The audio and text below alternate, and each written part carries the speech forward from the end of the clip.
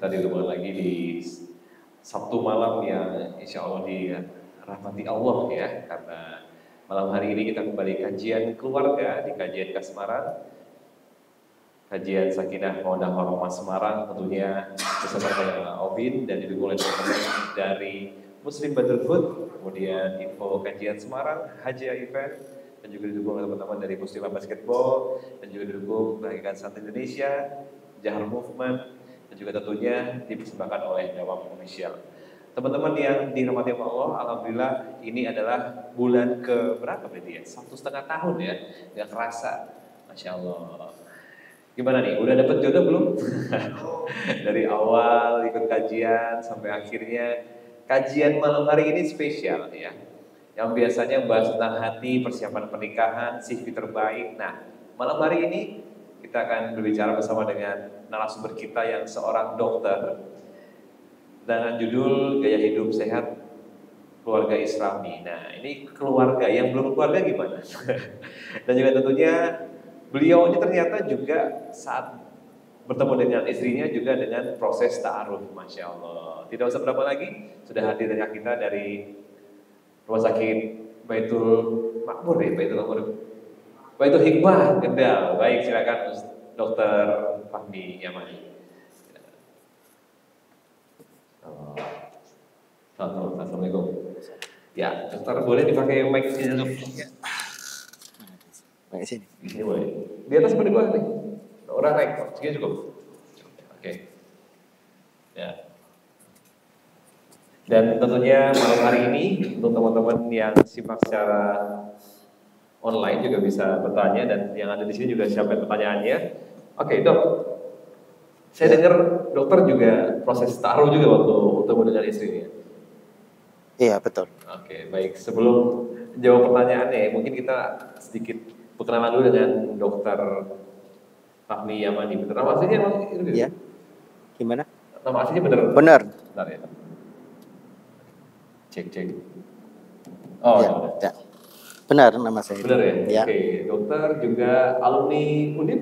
Saya alumni Undip. Baik. Dulu di sini ya, sekarang udah pindah ke atas. Udah pindah. Oke. Mohon maaf Dok, ini mic-nya ditempelin Dok. Oke. Nah, jadi kita sedikit public speaking berarti ya. Iya. Jadi mic itu harus tempel teman-teman ya. Tempel lagi Dok. Cek. Mungkin tuker aja ya. Cek. Nah. Cek. Oke. Cukup ya Dok ya? Insya Allah cukup. Oke, ya. Dokter, gimana ceritanya bisa memilih ta'aruf nih? Padahal kan dunia kedokteran kan, ya kita tahu lah banyak sekali pilihan mungkin teman-teman sama kuliah. Dan akhirnya kenapa pilih ta'aruf saat itu? Oke, ini.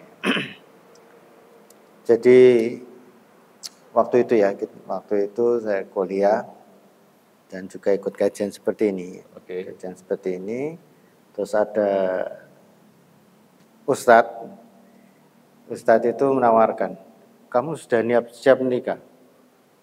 Waduh, kok gitu ya? Padahal saya belum lulus itu. Saya belum lulus Ustadz. Ini ada akhwat yang siap nikah. Orang mana Ustadz? Masih temanmu gitu. Masih temanmu kan.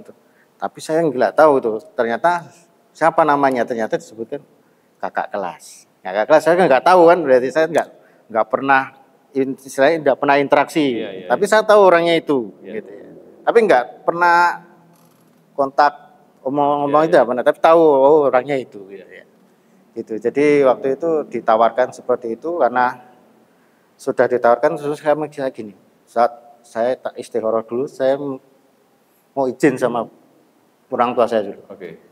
Gitu ya. Jadi posisi saya belum lulus, saya izin sama orang tua. Orang tua mikir sebentar, terus ya. Karena itu saya lulus tuh kurang setengah tahun ya. Jadi mungkin dari pertimbangan itu orang tua sudah. Tapi sampean istikharah gitu. Kamu istikharah itu. Jadi akhirnya saya suruh istikharah. Jadi setelah istikharah, gitu ya, nah ada aja itu apa namanya cerita di balik gitu ya. Setelah saya istikharah itu ternyata ada, itu kan sudah diperkenalkan biodatanya, begini. Oh itu ternyata orang itu ya. Terus setelah saya proses itu saya istikharah, sambil istikharah saya dipertemukan sama perempuan itu. Waktu itu saya ngajak ibu saya. Ibu saya karena waktu itu bapak saya sedang pergi haji, sing ada di rumah itu ibu saya. Tak ajak terus perkenalan. Nah, istri saya belum ada orang tuanya karena beliau kan bukan orang sini, orang Semarang ya. Saya kan masih Semarang. Beliau bukan orang Semarang. Jadi waktu itu dia didampingi seorang ustadzah, terus ketemu saya sama ibu saya. Jadi istilahnya disitulah terjadi dialog, saling mengenal. Ya sekedar mengenal tentang biodata keluarganya seperti apa, terus ini maunya gimana kan. Dia ditawarkan, saya belum lulus kan, berarti artinya saya belum secara finansial saya belum bisa istilahnya mandiri gitu ya. Nah, dari perbicaraan itu oke, semuanya habis itu pulang istikharah ya. Waktu itu setelah itu istikharah lagi sampai nanti putusannya seperti apa terus. Nah, di dalam proses itu ya, di dalam proses itu ada teman saya tuh datang itu teman dia dokter tapi dari Indonesia lah Pak, ya, teman saya itu sampean wis ini kah lebih PC ya Pak ya, lebih sih ki ono awat pengen orang tuanya itu pengen cari calon menantu yang dokter gitu. Oh gitu. Lah orangnya cerita orangnya ternyata adik kelas Pak. Adik kelas. Jadi proses seperti itu. Jadi pas proses itu ternyata ada 2 pilihan gitu. Wow. Nah gitu ya, ada 2 pilihan. Terus saya tarakan setelah itu saya cerita tuh. Setelah berapa saya cerita sama Ustadz yang ngawanin saya, Ustadz kok saya dapat seperti ini? Ini proses belum selesai, kok ada yang nyela masuk ini? Ya sudah, kamu istikharah, jalani dulu istikharahmu, pertajam lagi. Nah akhirnya dengan perjalannya waktu, tapi kamu gini, proses yang satu ini jalani dulu. Ya jalani dulu, karena ini proses yang masuk kan yang satu ini. Nah, yang satu ini ternyata dimudahkan. Saya sowan ke rumah orang tuanya sana, disambut dengan welcome, walaupun saya belum waktu itu kan secara finansial saya belum mandiri gitu ya. Tapi dia mau menerima, ya sudah akhirnya proses berjalan sampai akhirnya pernikahan. Berapa lama tuh sampai akhirnya menikah? Kira-kira 3 bulan. 3 bulan, Masya Allah. 3 bulan. Padahal belum lulus berarti ya? Belum lulus. 3 bulan. Itu lama karena gini. Saya mau ke sana, saya kan koas. Koas itu waktunya padat. Saya nggak bisa, rumahnya Kediri. Perjalanan sana itu butuh waktu lah. Ya, kalau nggak bisa sehari langsung pulang itu ya bisa, paling nggak 2 hari lah gitu ya. Nah itu saya sematkan itu.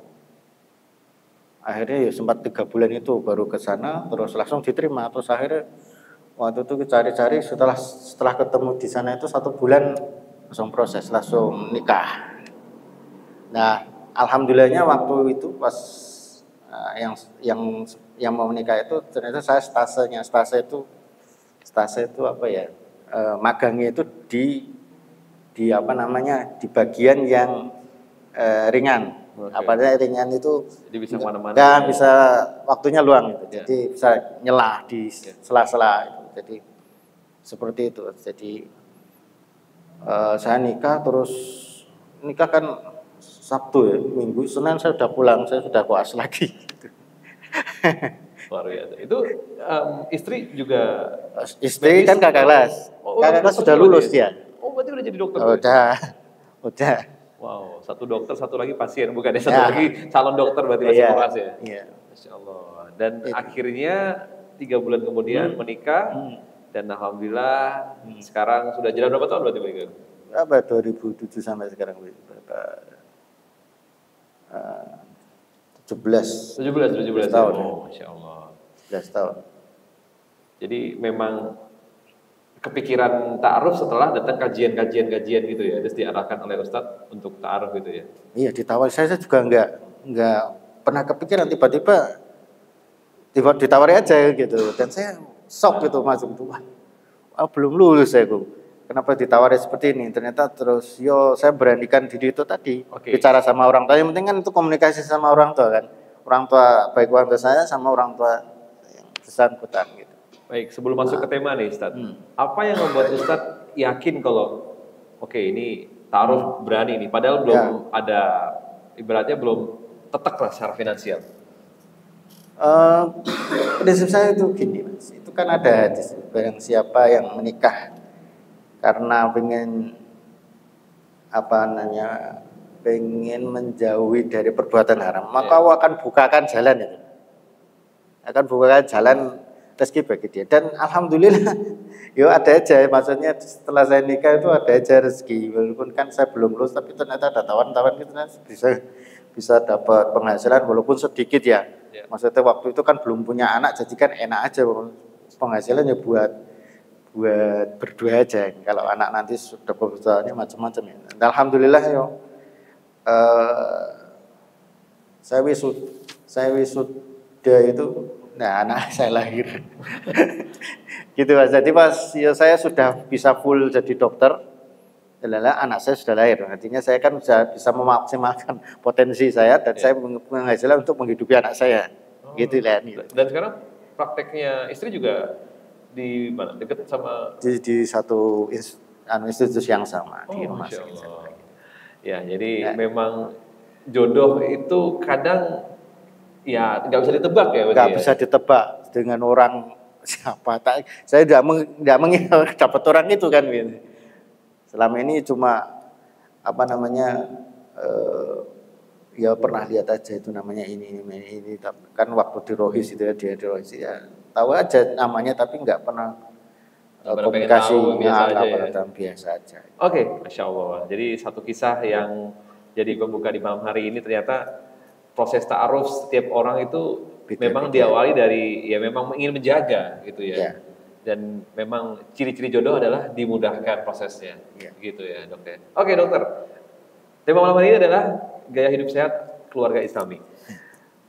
Pertanyaan yang pertama nih, setiap pengantin baru, pengantin baru itu sang suami harus dipaksa makan masakan dari istrinya. Nah, itu nih dok. Pertanyaan saya adalah, seringnya tuh sang istri tuh masak di jam-jam yang mungkin si suami ini udah menjaga untuk tidak makan, kayak malam banget gitu. Tiba-tiba si istri lapar nih, pengen makan mie instan gitu, jam 9 malam, bahkan jam 11 malam. Nah itu gimana nih dok? Untuk kebiasaan makan malam, kemalaman itu tuh? Gini, jadi kalau sudah berkeluarga itu kan berarti kita tidak bisa memikirkan diri kita sendiri, harus kita memikirkan orang lain juga. Makanya seperti itu harus dikomunikasikan. Dia harus komunikasikan ketika menikah, itu harus ada kontrak dulu, walaupun tidak tertulis ya. Yang saya suka begini, tidak suka begini, saya punya program seperti ini. Nah itu harus dikomunikasikan. Nah seandainya ternyata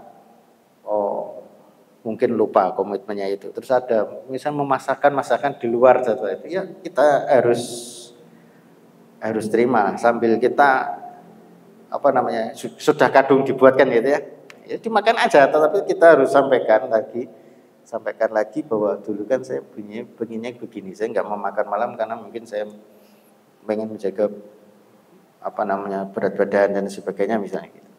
Nah itu harus disampaikan Mas, tapi tanpa membuat pasangan kita itu menjadi ilfil gitu ya. Dan kalau secara medis baiknya gimana untuk batas makan malam atau gimana tuh? Sebetulnya nggak ada batas. Yang penting itu dalam satu hari itu kalorinya itu harus sesuai dengan angka kecukupan gizinya aja. Entah itu makan malam atau di sore itu tidak ada masalah sebetulnya. Asalkan ada pembuangan kalorinya gitu. Pembuangan kalori. Kalau malam tapi habis itu olahraga misalnya, olahraga malam, game, nge-gym malam atau mungkin apa sama temannya badminton misalnya itu kan berarti energinya terbuang walaupun sudah makan gitu. Jadi tergantung aktivitas sebetulnya. Jadi apapun yang dimakan adalah setelahnya ada kegiatan workout positif, gitu ya. Kalori, pokoknya bakar kalori gitu ya. Oke, tadi seperti singgung dokter tentang olahraga di malam hari. Banyak kasus yang terjadi itu serangan jantung itu Bu pas lagi olahraga, basket kah, futsal kah, dan itu seringnya di malam hari. Itu gimana Dok untuk tatanan baiknya?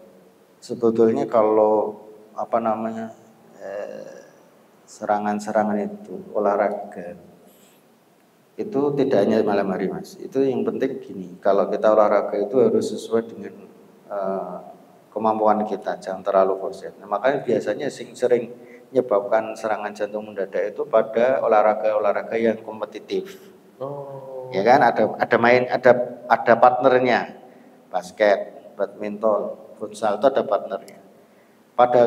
Pada kegiatan yang olahraga yang tidak kompetitif, misalnya hanya sepedaan atau lari tanpa ada pantangan itu ya biasanya enggak, karena dia akan mengukur, wah kok mulai saya enggak enak ya, berhenti dia.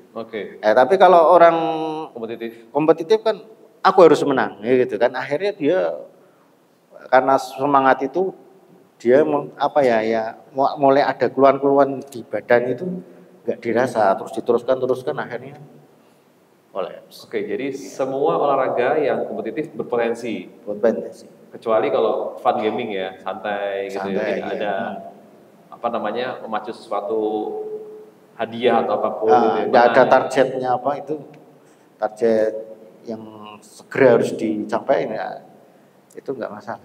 Jadi kalau malam hari ini memang sebetulnya kan bukan irama sirkadian kita. Kalau malam hari itu harusnya ya kita istirahat, bukan olahraga. Gitu ya. Bukan olahraga. Harusnya istirahat karena ada hadis di Rasulullah itu, Rasul itu membenci tidur sebelum isya dan bercakap-cakap setelah sholat isya. Artinya Rasulullah itu kalau nggak ada keperluan yang mendesak, beliau tidur. Gitu ya. Jadi dulu Ustaz Sepuh bilang, orang Islam yang bagus itu cepat turu, cepat tangi. Artinya dia tidur di awal dan bangunnya di awal. Dari sepertiga malam itu dia bangun. Kenapa di awal? Biar sepertiga malamnya bangun. Gitu.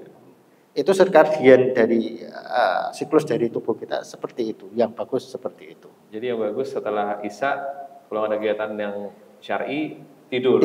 Nah, bukan demo lagi bakar-bakar, naudzubillah ya. Jadi kita harus punya batasan juga berarti ya.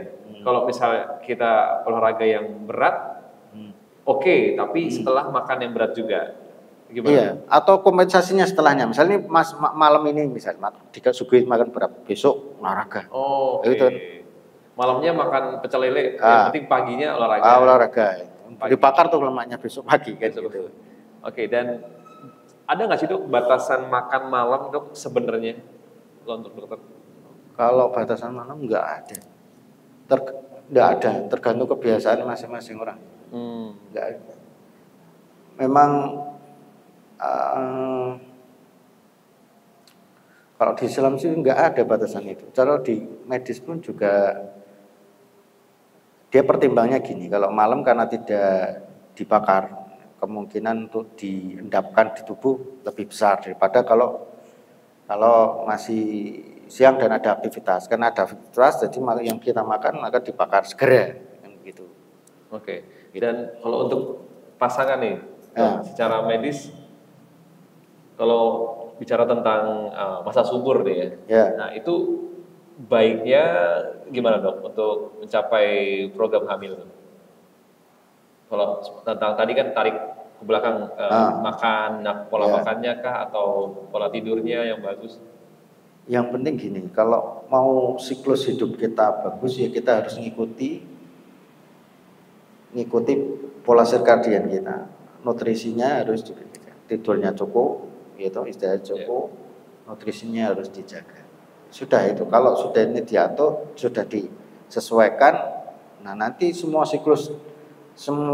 proses di dalam tubuh itu akan ikuti. Entah itu siklus menstruasinya, entah itu nanti siklus metabolisme yang lain juga akan mengikuti dari pola yang normal. Oke, jadi harus punya dua tadi ya. Apa tadi pertama? Istirahatnya yang cukup, terus nutrisi harus di nutrisi. Istirahatnya berapa jam tuh? Istirahatnya 6 jam sih kalau Rasulullah ya, atau kita hitung ya, habis sisa jam berapa? Jam 7, jam 19, oke? Gitu. Nanti dia bangun jam 1, jam 2 kan, berapa itu dihitung? Sekitar 6 sampai 7 jam. Oke, itu idealnya ya? Idealnya jam itu, 2, jam ditambah, nanti ada tuh, tidur siang.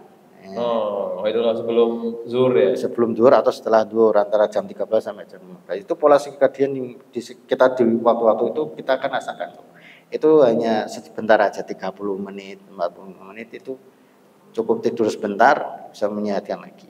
Oke, bukan dari jam 12 sampai asar gitu bukan ya? Ya enggak, singkat karena memang itu hanya tidur singkat. Okay. Kalau Rasulullah seperti tidur singkat. Makanya kalau jangan pernah ada lihat di TikTok itu ada anak-anak Cina, masih belajar, tahu-tahu suruh tidur. Itu tidur siang itu tidak hanya di Islam aja, di orang-orang di luar juga mempraktekkan itu. Cuma kadang kita nanggung siang gitu ya, nanggung bisa macam-macam, ternyata memang tidur siang itu juga penting. Oke, jadi kayak yang dilakukan di kantor Google juga sama dok, jadi habis tidur habis makan siang, istirahat siang, tidur juga. Iya, gitu. Nah, bagusnya seperti itu. Kalau kita kan enggak, ya sebelum zuhur coffee break ya. Jadi setelah zuhur kita masih terjaga, tapi itu nanti jadi istirahatnya kacau gitu. Terus di tubuh juga enggak kurang fit. Jadi pola istirahat dan juga pola nutrisi yang cukup ya. Penting itu aja di dalam tubuh kita seperti itu.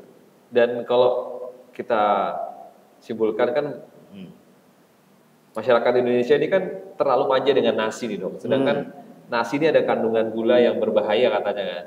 Itu gimana dok? Oh gitu ya. Gini, nasi itu mudah dipecah menjadi gula sederhana, namanya glukosa. Oke. Dibandingkan dengan sumber karbohidrat lain. Kalau glukosa itu gampang dipecah, dia akan gampang diserap tubuh. Kalau diserap tubuh, dia akan gula darah akan cepat naik. Gitu. Nah itu kan yang menjadi problemnya di situ. Nah kalau yang sumber karbohidrat lain, dia bentuknya glukosa kompleks. Glukosa kompleks itu dia harus dipecah dalam berapa proses baru jadi glukosa. Nah itu selama proses itu lama dia naiknya gula darah itu akan lama. Kalau nasi langsung sudah. Apalagi yang nasi banyak dipanasin itu kan, itu sangat mudah terjadi pemecahan glukosa. Jadi cepat naik gulanya. Oke. Nah, jadi kan pola hidup di Indonesia memang kebanyakan kan nasi gitu kan. Apapun lauknya yang penting nasinya banyak gitu. Gitu. Jadi yang benar nih lauknya yang banyak atau gimana dok? Saya udah kebiasaan makan nasi Padang nasi 2 soalnya. Oh gitu. Padang ada nasi kecil 1 ya. Itu enak banget. Itu gimana dok? Baiknya sambil istighfar biar. Ya. Ini mas, jadi kalau dari sisi medis itu perhitungan makanan itu kan ada hitungannya, namanya angka kecukupan gizi.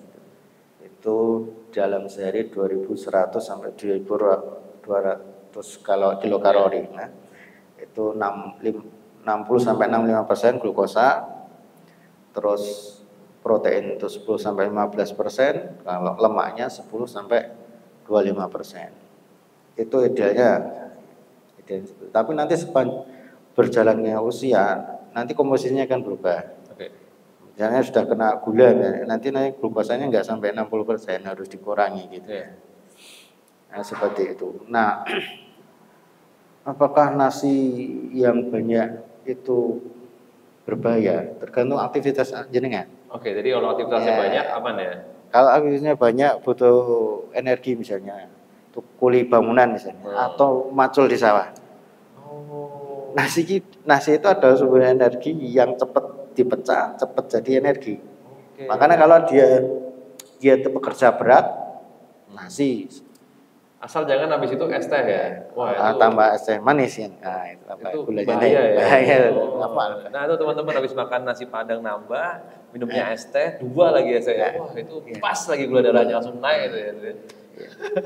Jadi baiknya kalau makannya nasi banyak, aktivitasnya banyak juga. Aktivitasnya banyak. Dan juga. jangan ditambah dengan gula-gula tadi tuh ya. Iya, betul gitu. Wow. Dan ini saya baru dengar tadi pagi tuh, waktu saya nonton sebuah kajian, jadi disampaikan kalau Indonesia ini darurat diabetes, dok, karena banyak sekali minuman manis bertebaran, ya kan? Nah, itu gimana cara untuk kayak menyetop lagi untuk ketergantungan sama gula, es teh dan lainnya?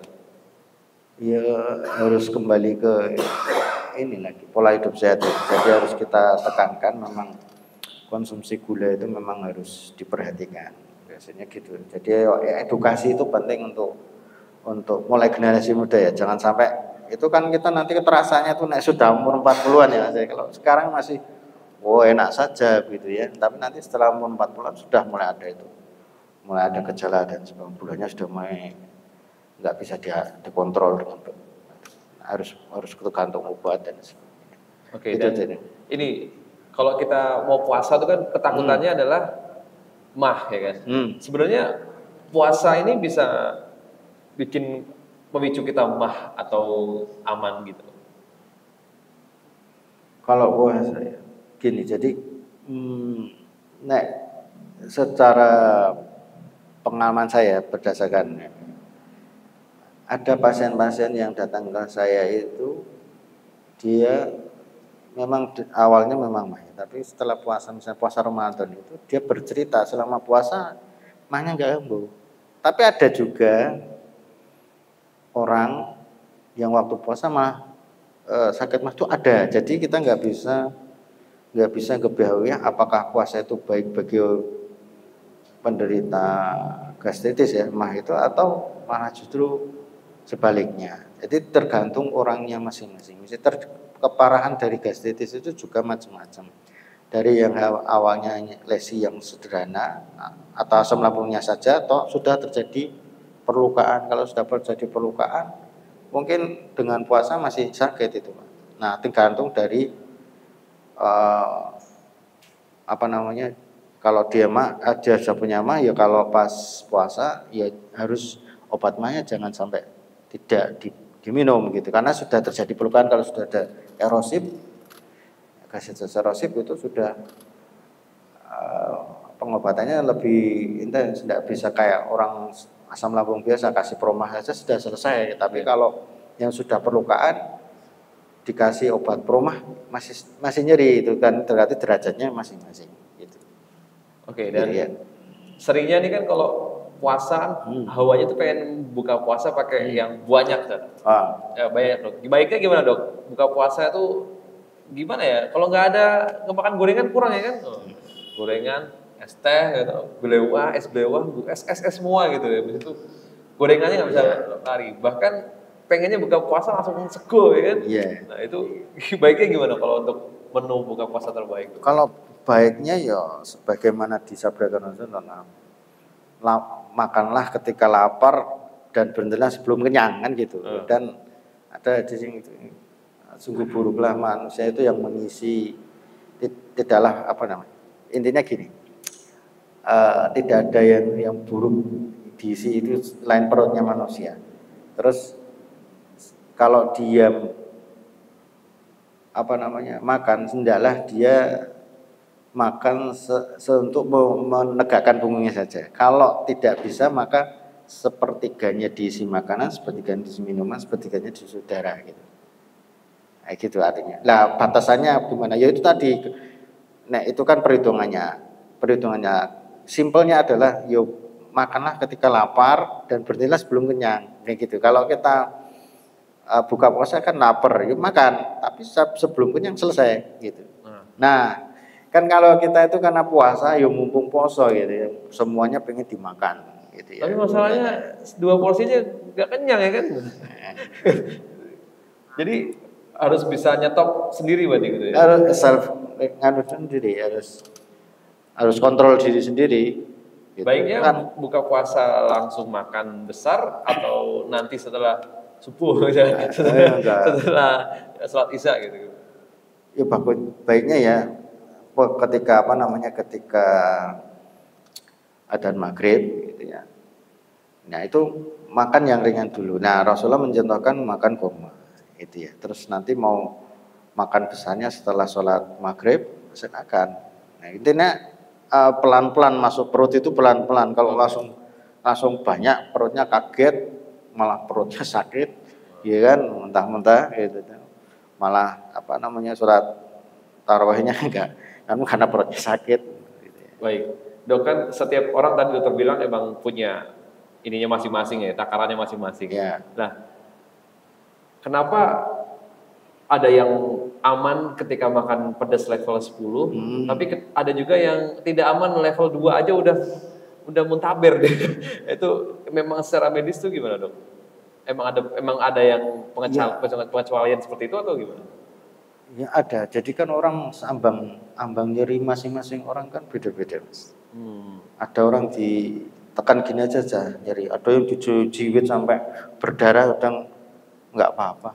Itu kan gitu. Ada ambang orang sakit itu kan apa namanya masing-masing. Termasuk setelan di dalam, maksudnya setelan di lambung itu juga beda-beda masing orang. Ada asam lambungnya orang buahnya, ada yang cuma berapa gitu. Jadi kalau misalnya dipacu dengan apa namanya makanan yang iritatif seperti itu ya, yang merangsang lambung itu ya responnya akan beda-beda karena memang setiap kita itu diciptakan dengan setelan beda-beda, Mas. Jadi kalau ya kita kan nggak bisa ngarani ya kok saya kok sepertinya aja sudah gitu kan. Kita harus syukuri apa yang ada. Kalau kita memang nggak kuat pedes ya disyukuri aja, tinggal kita menyesuaikan hidup kita dengan apa yang sudah diberikan sama Allah ini, gitu ya. Jadi, diberikan ganteng ini, ya disyukuri ganteng, diberikan ya wajah pas-pasan, ya disyukuri aja, gitu ya, gitu. Terus, dan banyak dari pasangan ini kesehatannya masing-masing kan, Dok. Nah, ada yang mudah kena sakit, ada yang mudah sakit, ada yang enggak. Dan apakah imunisasi masa kecil itu pengaruh?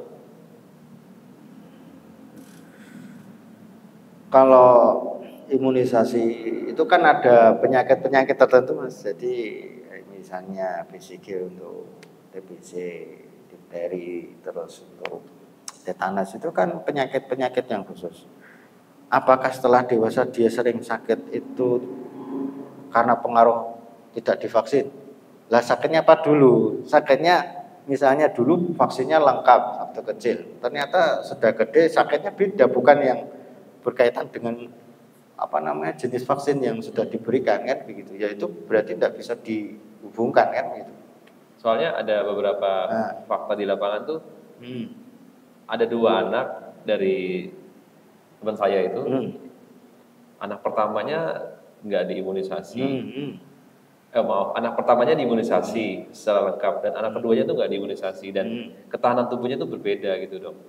Nah, ini yang tidak imunisasi justru malah lebih kuat gitu. Nah, itu gimana, Dok? Apakah medis mewajibkan baiknya imunisasi atau gimana, Dok, kalau kacamata dokter kami?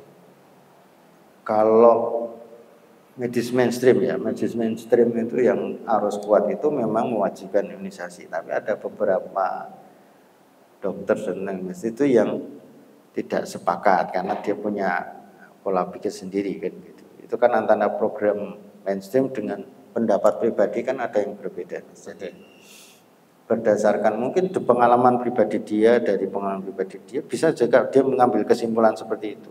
Mungkin ada, kalau kemarin itu yang vaksin yang seorang ilmuwan di Amerika protes tentang vaksin itu dia punya landasan berpikirnya sendiri kan gitu. Ya nggak masalah sebetulnya.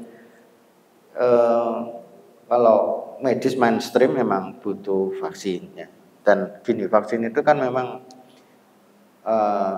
dulu sempat membantu banyak waktu awal-awal mungkin awal-awal abad ke-21 itu kan abad 20 ya. Ya itu kan banyak penyakit. Ternyata memang vaksin itu membantu dan menurunkan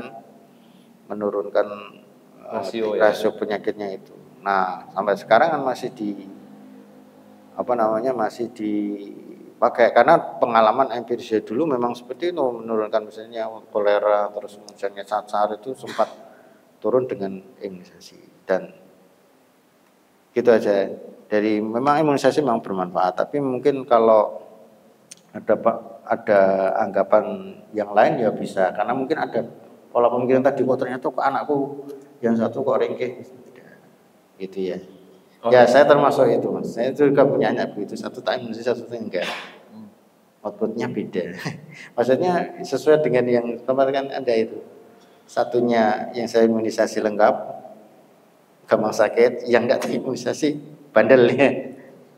Jadi beberapa anak teman-teman saya, anak-anak para ustadz dan habaib juga sama. Jadi anak keduanya tuh lebih kuat, jadi jarang sakit.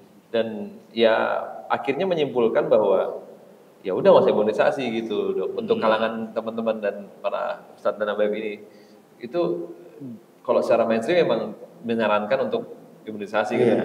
Tapi secara jalan faktanya berarti gimana? Kalau kacamata dokter berarti nggak apa-apa kalau nggak imunisasi, berarti nggak ada dampak buruknya berarti ya? Ya selama ini sih buktinya kan nggak ada yang nggak dampak buruk. Jadi setiap orang itu ada kekhasannya masing-masing. Jadi itu ada yang kuat kayak gitu tanpa imunisasi, ada yang memang butuh imunisasi gitu. Dan kalau memang dari pengalaman empirik misalnya dari orang-orang itu ternyata dia imunisasi enggak, kenapa ya kalau mau menolak imunisasi monggo, tapi kan itu kan programnya pemerintah, kita kadang nggak bisa menolaknya di situ. Kan gitu ya. Nah, kayak mau umroh itu harus vaksin gitu kan.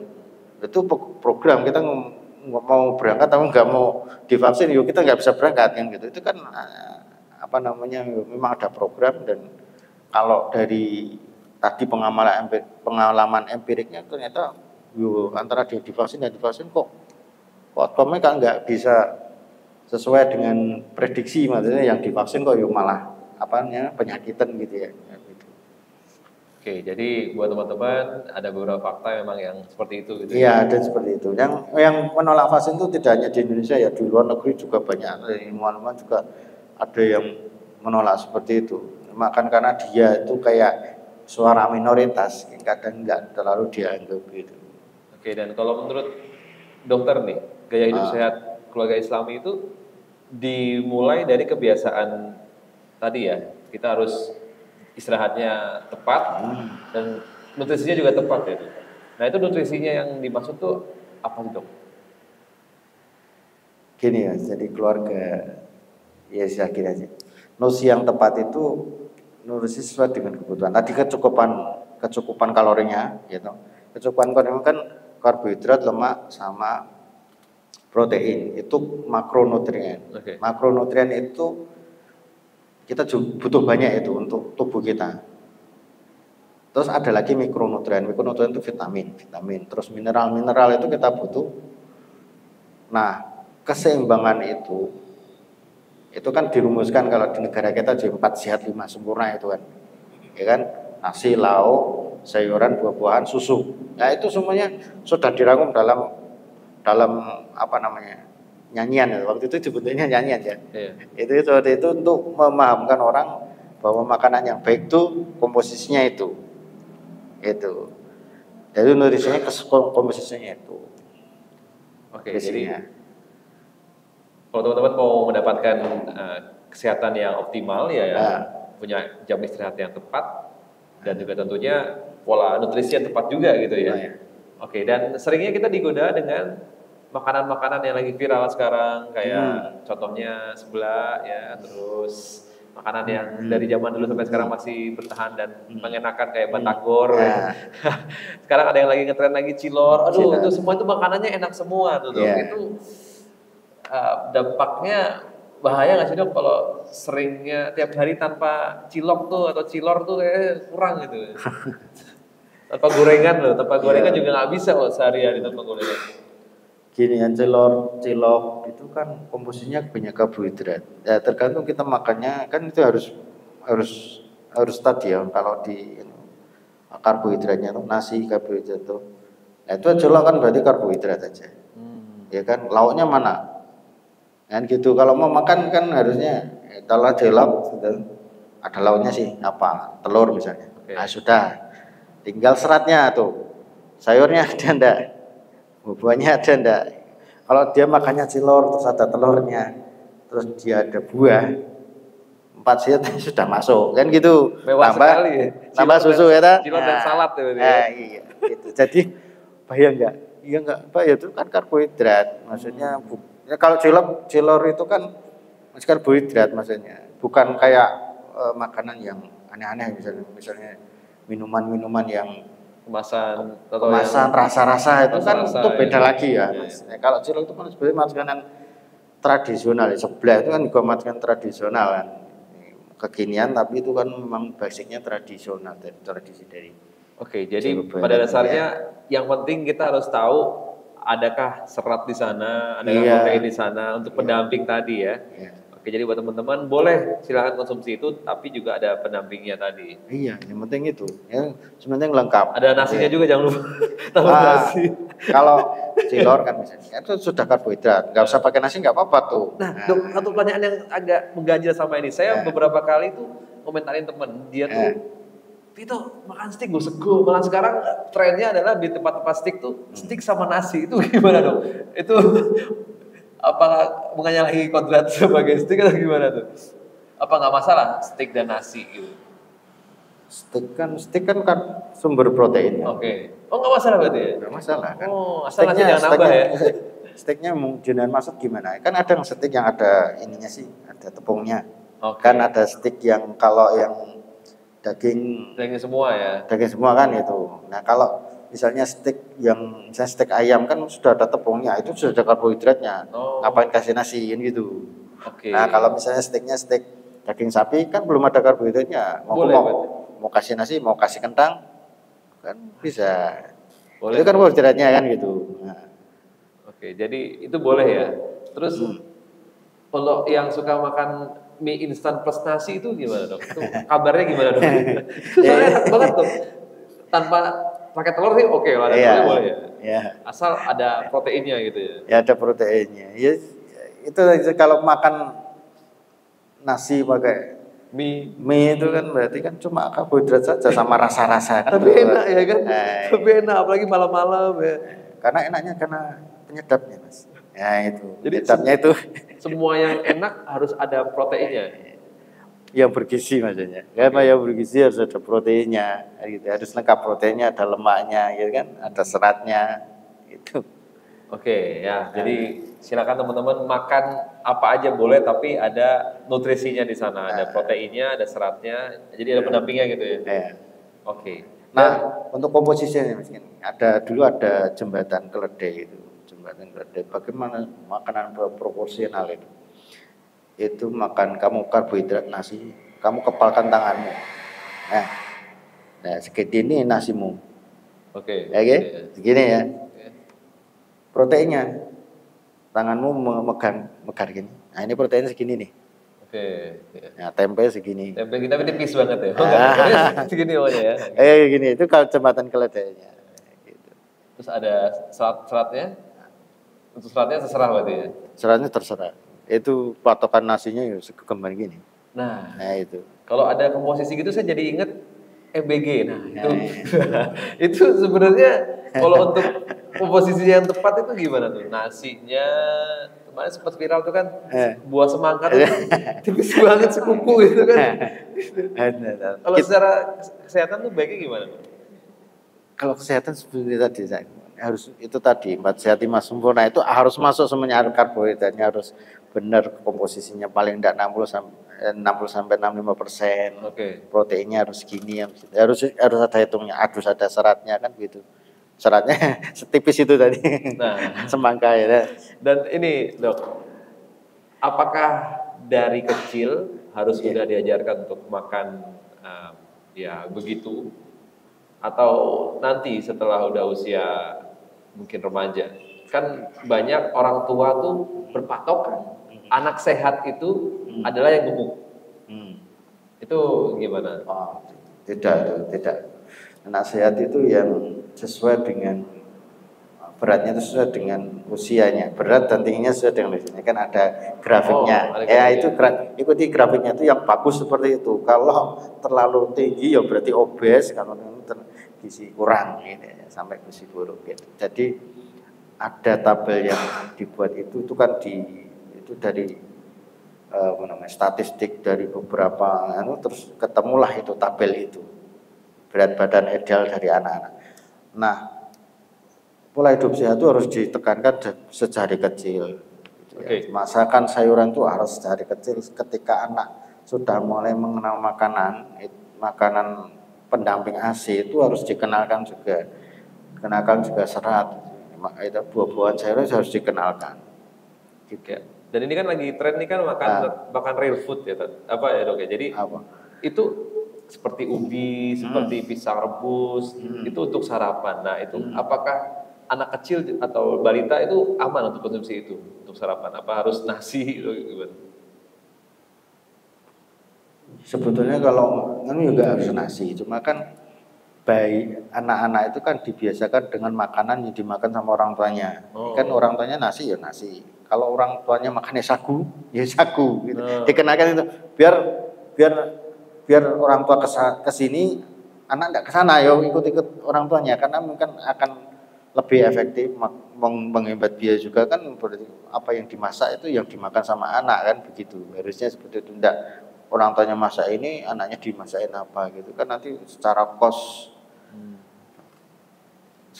kan. Jadi lebih intinya mengikuti kebiasaan orang tuanya. Makanan yang dimasak sama orang tuanya. Maka ya makanan yang dimasak orang tuanya harus disesuaikan juga sama anak itu maksudnya. Oke, kalau ngomongin soal kebiasaan nih dok, ada nggak sih penyakit keturunan menurut dokter?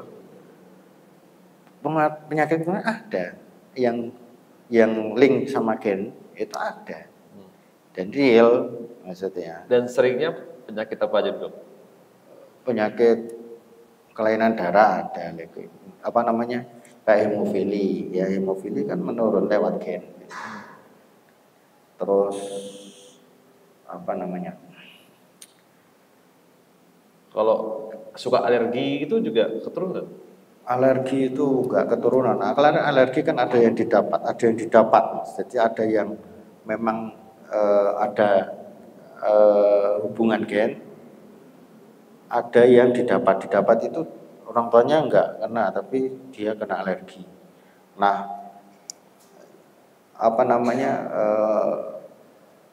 gennya itu bisa muncul, bisa enggak. Misalnya orang tua alergi, anaknya bisa alergi, bisa juga enggak. Tergantung dia muncul apa tidak gitu.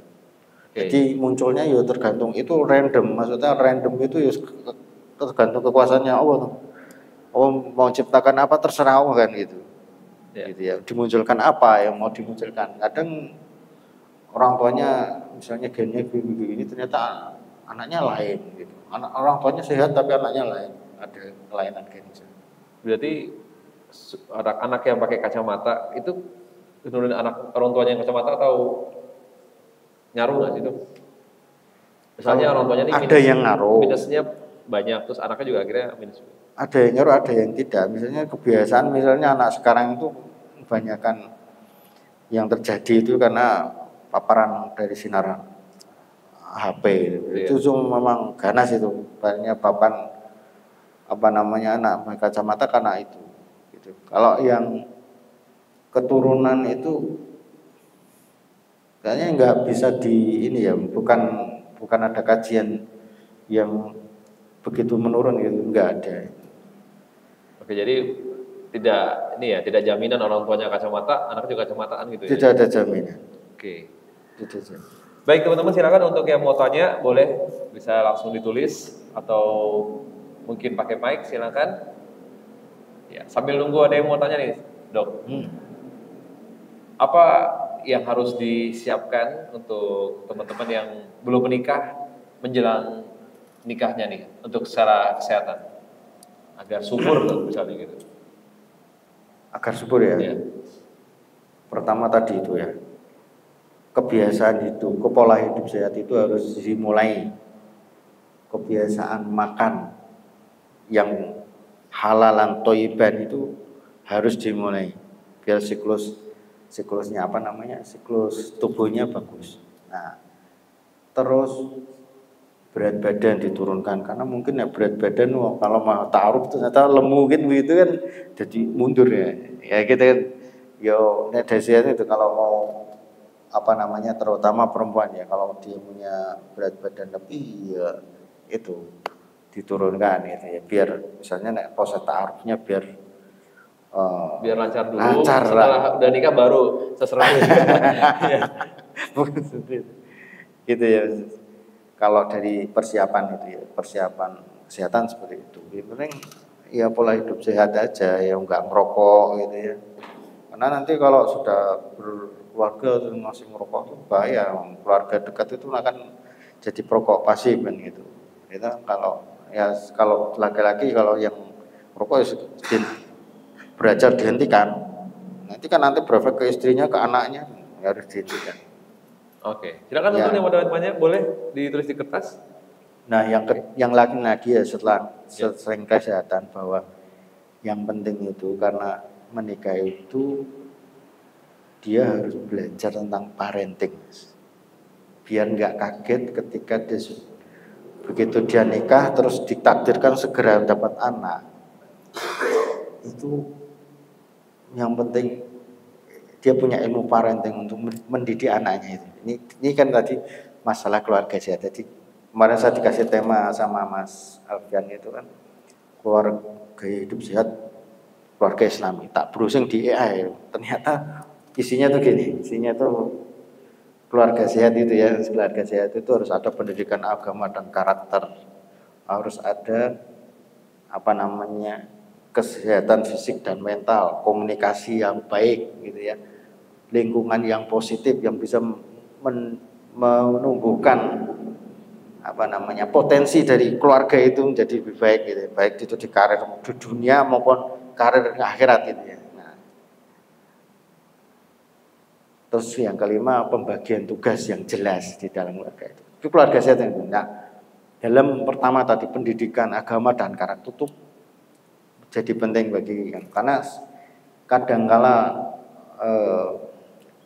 pada pasangan muda itu kalau tidak bisa parenting itu tidak bisa tidak punya ilmu untuk mendidik anak ya.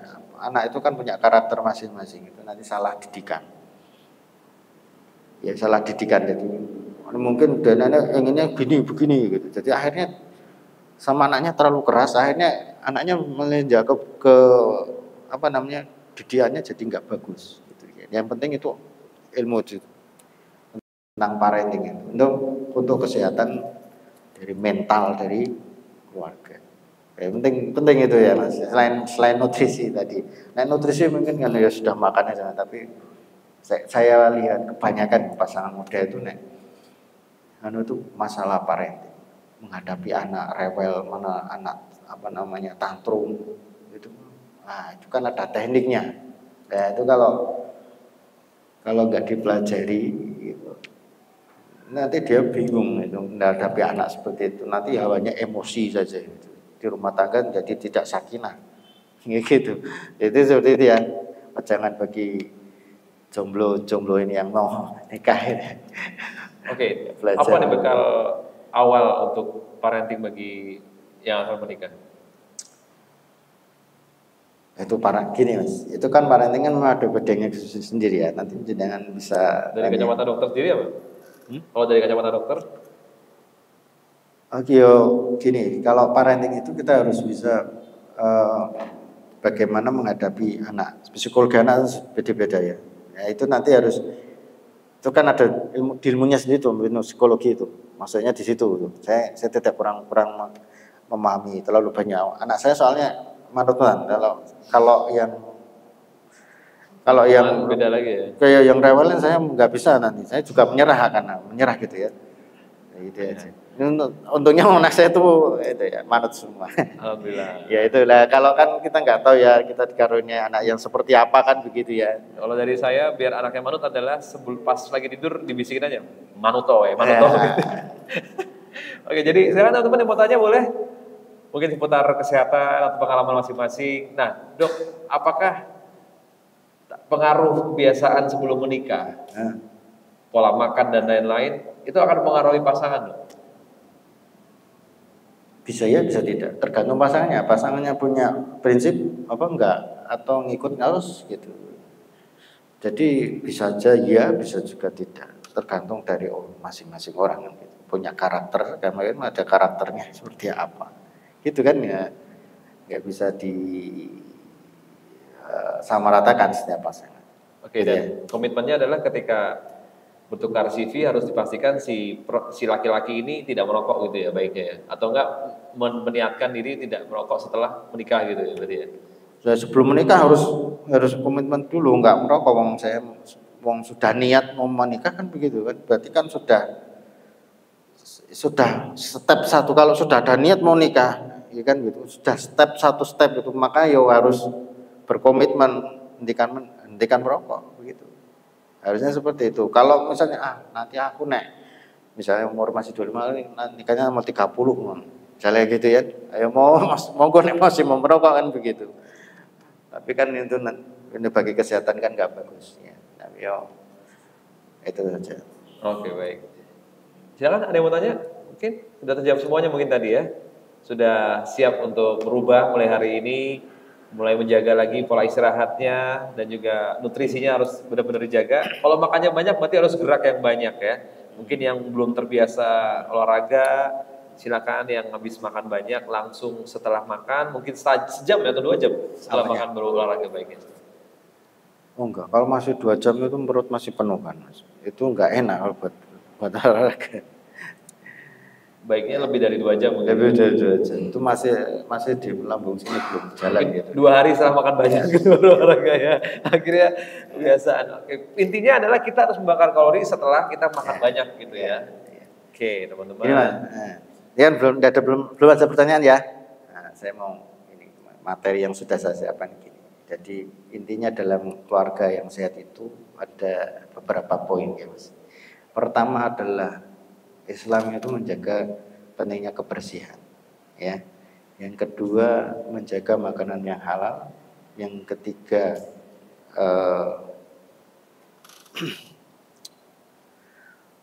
menjaga pola tidur. Ya. Yang keempat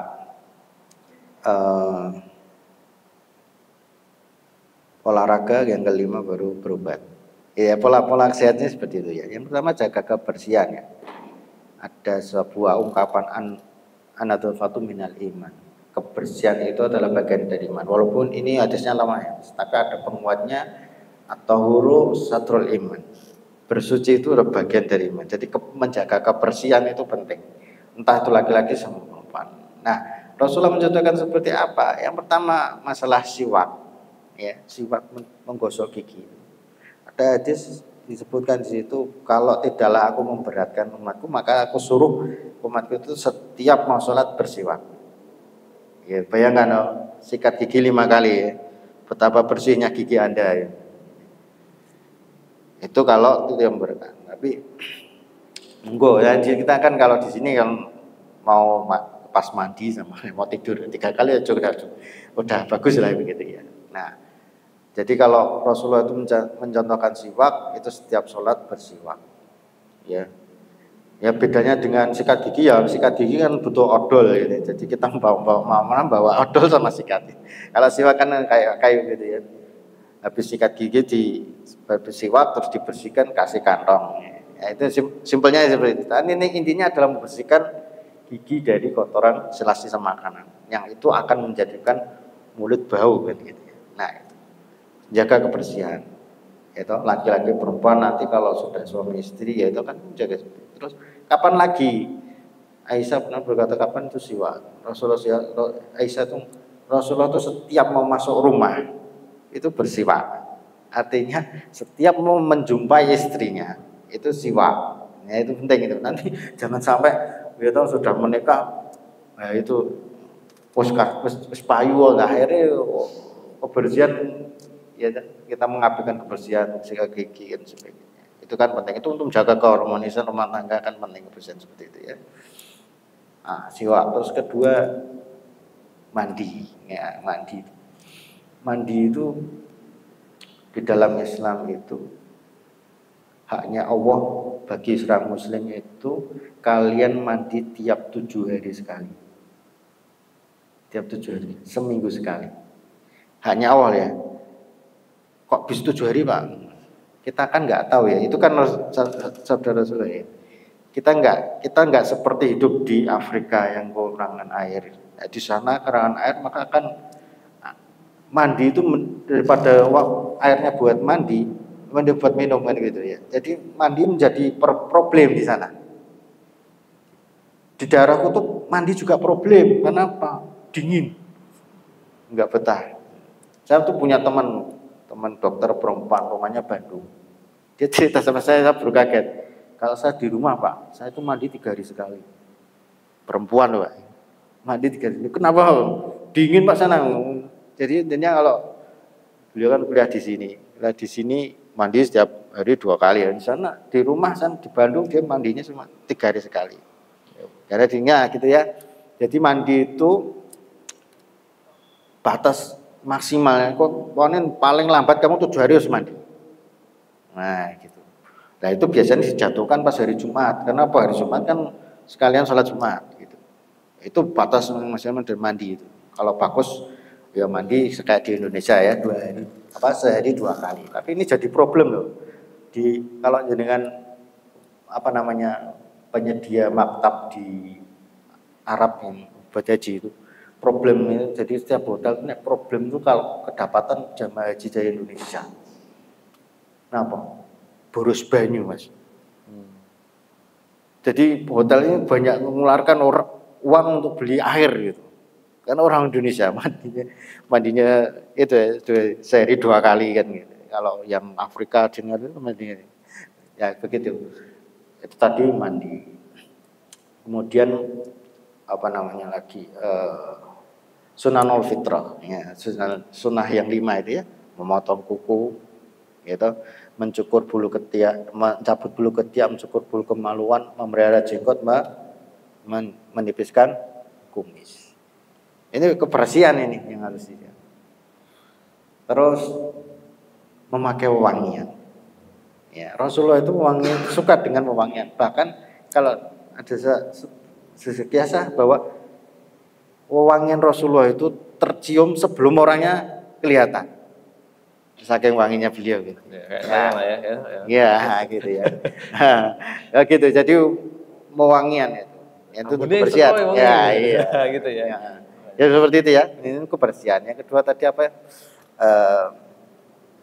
makan makanan yang halal dan thayyib. Tadi sudah dijelaskan ya, halal harus halal dan thayyib. Ya, halal itu harus penting karena itu landasan kita dalam beragama makanan halal itu. Jadi kalau sunnah para salaf itu ada 3 gitu ya. Satu adalah beribadah mengikhlaskan ibadah itu hanya kepada Allah. Yang kedua mengikuti sunnah. Yang ketiga adalah makan makanan yang halal. Itu jadi prinsip para salafus saleh. Itu tauhidnya benar, ittiba, menjaga makanan. Maka kisah mereka tentang menjaga makanan itu orang-orang hebat-hebat itu menjaga makanan kuat. Nah, gitu ya. Terus tadi ngehalang, terus berolahraga, yaitu berolahraga itu. Nah, olahraga yang bagus itu ya terserah. Tapi kalau sunnahnya dari Rasulullah itu olahraga yang bagus itu memanah, berkuda, berenang. Ya, memanah itu melatih otot-otot yang di atas, berkuda itu otot-otot bawah. Nah, siapa yang pernah berkuda? Nah itu, siapa yang pernah berkuda? Ya, di Gedung Songo itu. Ya. Kalau berkuda itu, kalau kudanya baru jalan trot gitu ya, jalan kecil sambil lompat itu, ini nih, pahanya nih, sakit. Kita harus mengikuti polanya kuda. Itu Anda naik kuda dengan posisi trot itu 15 menit aja ngos-ngosan aja. dan Anda harus kayak Scott jam gitu. Dia ngikuti gerakan pantatnya. Kalau enggak kita tabrakan sama punggungnya kuda. Gitu. Nah itu. Bisa patah tulang belakang. Ya bisa patah tulang. Maka itu olahraga yang ketiga berenang. Nah berenang itu penting. Berenang itu olahraga yang tidak banyak beban. Semuanya gerak. Tangan, kaki gerak. Nah itu bagi pada orang yang punya keluhan misalnya di lututnya sudah rematik, itu renang bagus karena dia nggak ada beban. Kalau beda kalau lari kalau jalan mau dengkul sudah sakit. Tapi kalau buat renang kan enggak, karena dia nggak ada beban, dia ngambang gitu. Nah olahraganya seperti ya, mau futsal mau gol, tapi olahraga yang disenangkan seperti itu ya. Dan juga ada olahraga yang diharamkan. Apa? Berenang dalam kekuasaan. Ya, itu ya. Terus apa lagi tadi yang terakhir? Yang terakhir apa saya lupa. Nah. Oke, jadi yang pertama gitu ya. Tadi harus jaga kebersihan ya. Kemudian tadi harus apa tadi? Menjaga makanan yang halal thayyiban. Yang ketiga berolahraga, aktivitas. Terus yang keempat itu apa tadi? Berobat. Nah, berobat dengan kalau memang ada keluhan ya berobat dengan obat yang halal. Modelnya monggo bisa herbal, bisa medis, bisa semuanya punya potensi untuk menyembuhkan. Yang penting adalah sebagaimana disebutkan oleh Nabi Ibrahim, fa'idha maritu fahuwa yashfin. Ketika saya sakit maka Allah yang menyembuhkan. Itu prinsip tuh kalau berobat. Ya, prinsip akidahnya harus itu.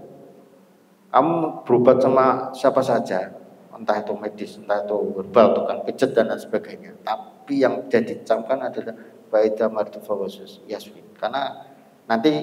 Karena yang sebetulnya dokter, tabib, tukang urut itu adalah orang yang menerapi, tapi yang menyembuhkan sama Allah. Gitu ya, intinya gitu. Jadi tidak ada dokter yang hebat atau mungkin kang pijat yang hebat, semua dari Allah gitu ya. Iya, semua dari Allah. Kita nggak tahu loh berobat sama dokter kemana-mana nggak sembuh-sembuh. Berobat sama tukang pijat itu sembuh, gitu ya. Kita nggak tahu. Tapi juga ada berobat di alternatif macam-macam nggak sembuh-sembuh, datang ke dokter sembuh. Ini nggak tahu karena kesehatan masuk dari rizki. Rizkinya Allah itu ngasih kamu tuh lewat jalan mana itu terserah Allah. Kita kan jadi ikhtiar kita kalau mau kerja, mau cari maisha keluar kita kan berikhtiar. Coba ini, nyoba itu, ngelawan sana, lama sini. Tapi kan yang menentukan kamu nanti kerjanya di sini kan Allah. Nah kamu juga sama berobat ke sini, kamu sembuhnya ternyata takdir sembuh kamu sama ini, sama itu, cuma dengan rezeki yang kita dapatkan. Masya Allah. Bismillah teman-teman, semoga bermanfaat dan juga teman-teman dapat insight-nya, dan jangan lupa kalau misalnya ada mungkin pertanyaan atau lain-lain bisa nanti DM di Instagramnya Dawam Official.